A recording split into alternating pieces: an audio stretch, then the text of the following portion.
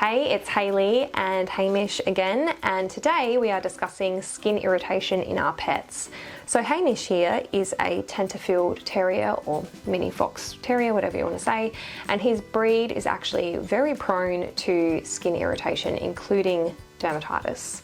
So he has quite red skin at the moment actually, because he has a little bit of an allergy to fresh cut grass, and when he plays in the park with the ball, he tends to get a little bit of redness over him. But dermatitis can also be itchy ears or eyes and paws, which Hamish has actually had before, and I'll talk a little bit about that in a minute. But first I wanted to chat about understanding the causes, symptoms and treatment options available for skin issues so that we can help them, you know, just with their overall health and well-being in the long run. So first up, let's talk about dermatitis in general. So dermatitis refers to the inflammation of the skin, which can be a result of from various factors such as allergies, parasites, infections, or even environmental triggers like Hamish has. So common types of dermatitis in pets include atopic dermatitis, which is an allergic skin disease, contact dermatitis, which is reaction to irritants, and then flea allergy dermatitis, which is reaction to flea saliva. But there are other dermatitises, they're just the most common that you'll encounter. So itchy ears is actually a really common complaint among pet owners and can indicate underlying issues such as ear infections or allergies, ear mites even, or foreign objects lodged into the ear canal, such as a grass seed, for example. But pets with itchy ears may exhibit symptoms such as scratching or head shaking, redness, discharge, or even a really yucky odour in their ears. So some pets may need to go on a round of antibiotics if there is an infection, but a good preventative treatment to use if your pet does struggle with ear problems is just a really gentle ear cleaner, like this one, for example. And you just clean your pet's ears, and you can use a cotton ball as well to wipe out any excess debris. There's also this little sample I got actually, which is by NAS, Natural Animal Solutions, and this is a natural option as well. This one's a little bit more medicated and will help in the kind of like rid those really kind of bad infections, like that, like one that's already established and needs to be treated, whereas this is a bit more of like a preventative in a way that can help, you know, just clean out your dog's ears, and it's really, really gentle. And it comes with a little dropper, so it's really easy to like get in there and just wipe out with a cotton pad, whereas I think this is a bit more of a dip it on the cotton pad first and then scrape it out, you know. Okay, so itchy eyes in pets can be caused by a variety of factors, including, again, allergens, infections, or even foreign objects in the eye. There might also be some underlying health conditions such as conjunctivitis or even dry eye syndrome. But symptoms of itchy eyes in pets can include like really excessive tearing, you see that in some dogs, redness, squinting, discharge, or like really excessive rubbing of the eyes. So another thing you could use is just something like this, which is eye clear. This is by NAS as well, Natural Animal Solutions. It's really gentle and helps just like get anything out of the eye, but you might need a little bit of a stronger tear solution. I think there's one called Frida, which you could use just to get those eye irritations away, and it will really help.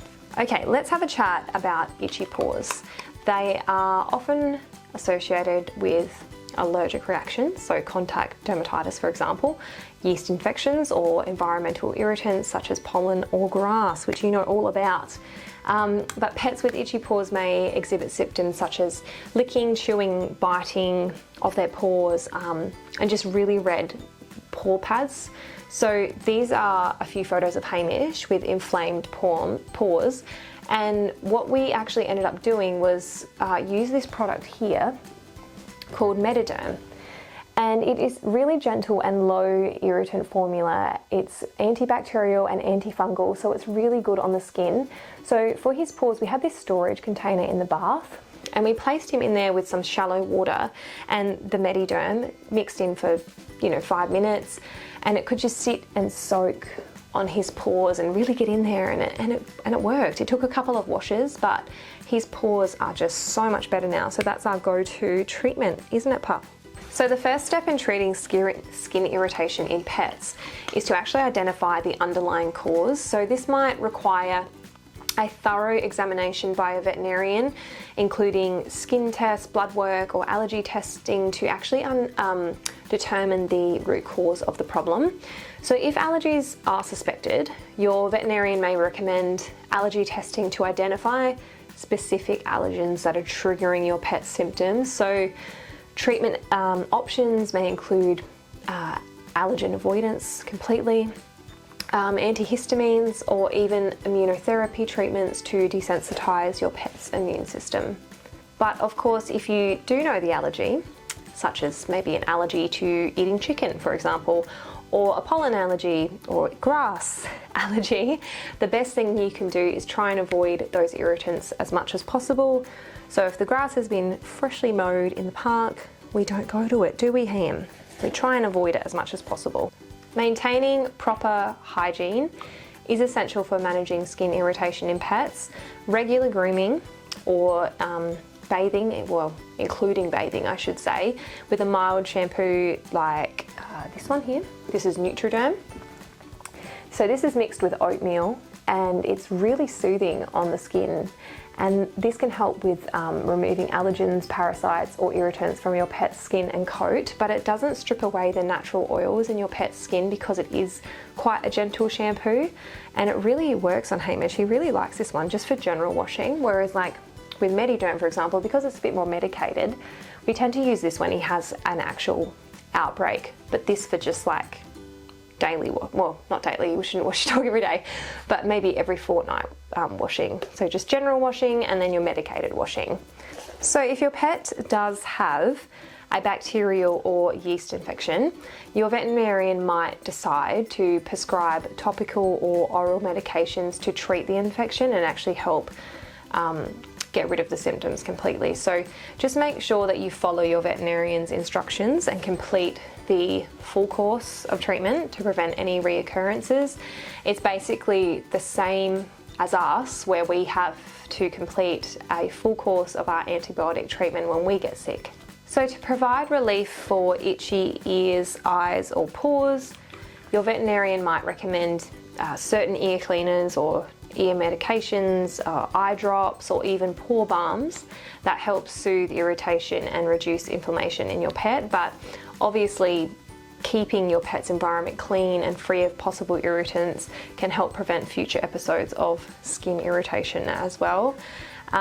Skin irritation, including dermatitis, itchy ears and eyes and paws, can cause a lot of discomfort for our pets and a lot of stress for us. The whole thing can just be really stressful. I know when Hamish has an outbreak and his paws are swollen and red, it's like a lot because they bleed and everything. So if you can understand the actual causes and symptoms and treatment options for skin issues, we can all effectively manage and alleviate our pet's symptoms and promote their overall health and well-being. So if you do notice any signs of skin irritation that is really bad and it's just not going away, please consult your veterinarian for proper diagnosis and treatment so that you know exactly what the allergen is and how to treat it.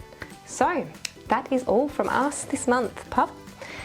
We hope this video was helpful and that you can walk away with some solutions and some products that maybe you can implement into your pet's life if they are suffering from any of these.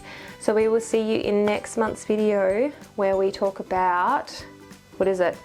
Nutrition for dogs and cats, your favorite thing, food. Talking about food, can you believe it? Cool, bye guys. Very good, always good in videos. You know what's funny? He actually really looks forward to these because he knows that he's gonna get lots of treats. So as soon as he sees me set up the camera, he's like, oh, it's that time. It's that time, it means I'm gonna get lots of treats. That's right, good boy.